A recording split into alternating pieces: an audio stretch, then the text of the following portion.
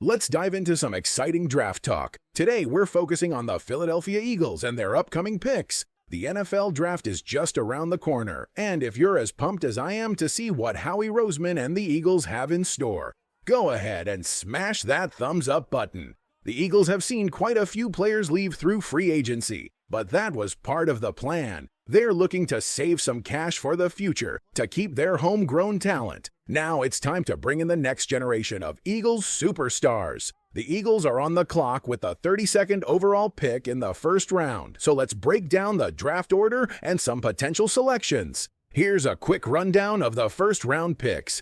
Cam Ward, quarterback from Miami, is headed to Tennessee. Abdul Carter goes to Cleveland at number 2. Shedeur Sanders is off to the Giants at number 3. Travis Hunter lands with the Patriots at number 4. Mason Graham is picked by the Jaguars at number 5. Ashton Gentry, a running back, goes to the Raiders at number 6. Armanu, an offensive tackle from Missouri, is selected by the Jets at number 7. Jalen Walker, an edge rusher and off-ball linebacker from Georgia, heads to the Panthers at number 8.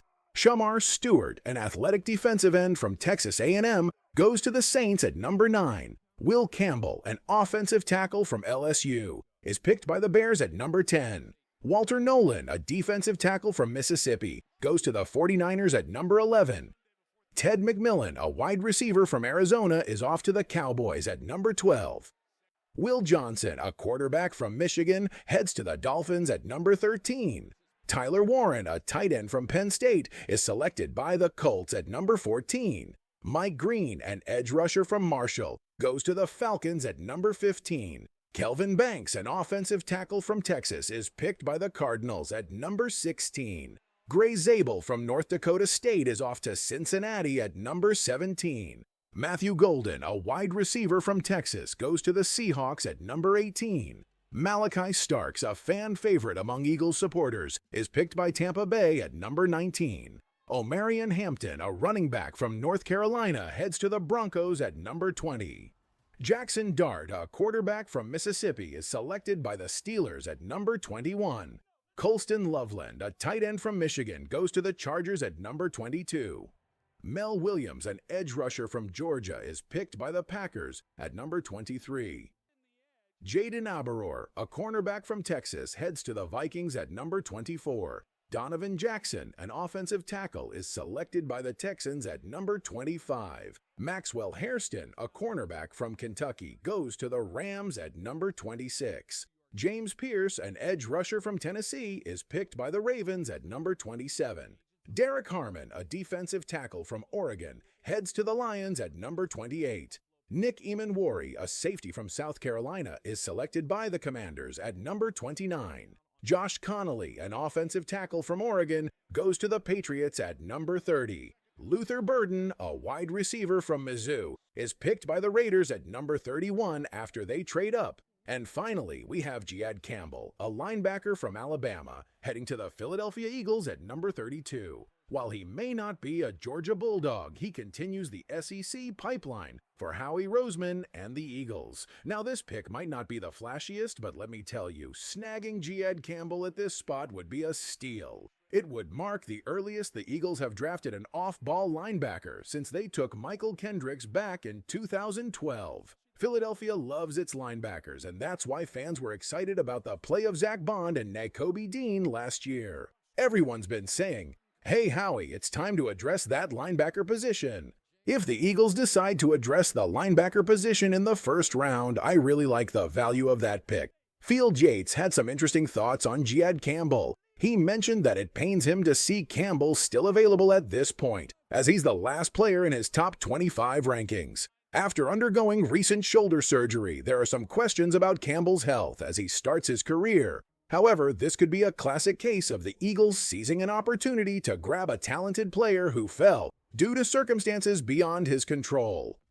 Last season, the Eagles struck gold with the low-risk signing of Zach Bond and the idea of a linebacker trio featuring Bond, Nakobe Dean, who's recovering from a knee injury, and Campbell is pretty exciting. Last year, Campbell racked up 112 tackles, 11.5 tackles for loss, 5 sacks, and even snagged an interception. Given the physical nature of the linebacker position, shoulder injuries can be a concern, but Campbell could be a fantastic addition to the Eagles' defense. At the Combine, he didn't bench press due to his shoulder, but he still earned an impressive 9.87 relative athletic score out of 10.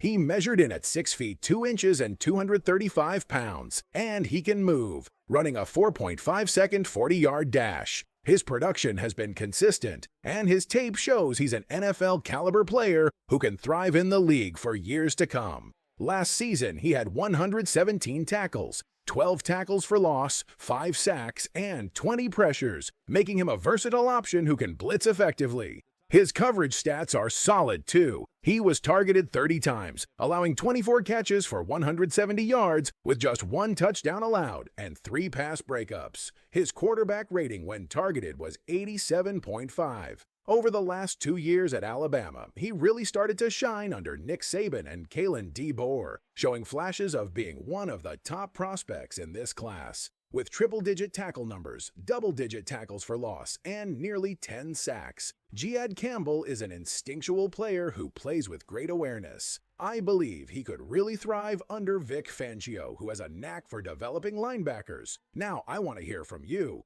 Who's your dream target at number 32? Drop a name in the comments below. And speaking of the NFL draft, if Jihaad Campbell gets picked, he'll be rocking one of those Eagles draft hats we've got on display.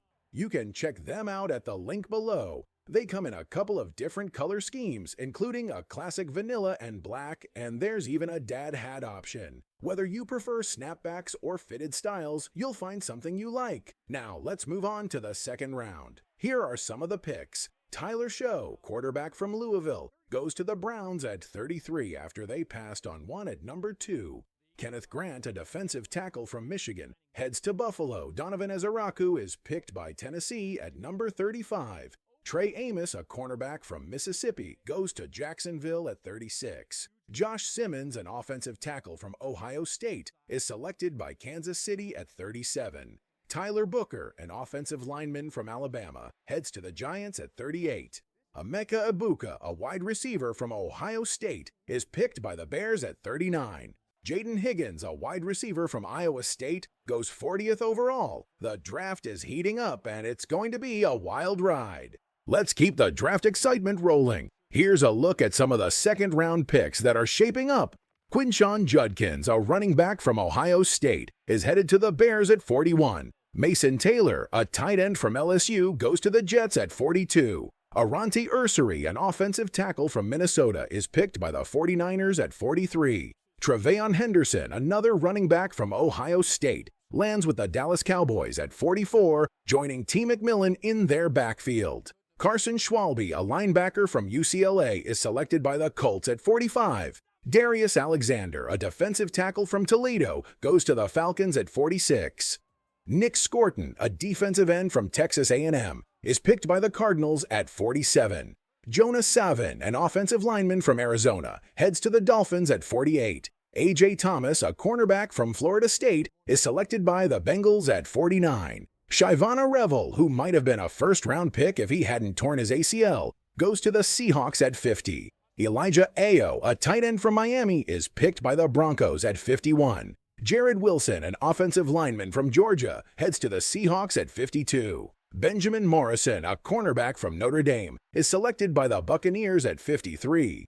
Jack Beck, a wide receiver from TCU, goes to the Packers at 54.